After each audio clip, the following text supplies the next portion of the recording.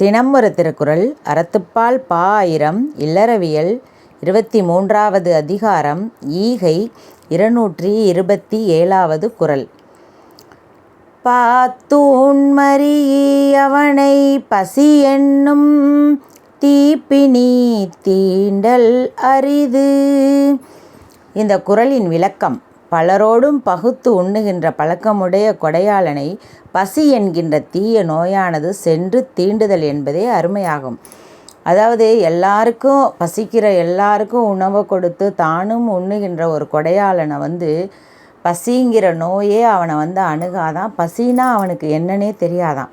பிறருக்கு உணவு கொடுத்து அதுக்கப்புறம் தான் உண்ணும் ஒருவனுக்கு பசியே தெரியாது. அவனுக்கு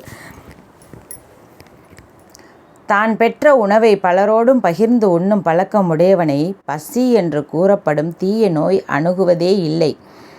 பலருடனும் பகிர்ந்து உண்ண பழகியவனை பசி என்னும் கொடிய நோய் தொடுவதும் அரிது. நம்ம எதா இருந்தாலும் எல்லார்கிட்டையும் பகிர்ந்து கொடுத்து, அதுவும் பசியோடு இருக்கவருக்கு நம்ம உணவை பகிர்ந்து கொடுத்து வாழும் ஒருத்தருக்கு எந்த விதமான நோயோ பிணியோ அவரை அணுகவே அணுகாதான்.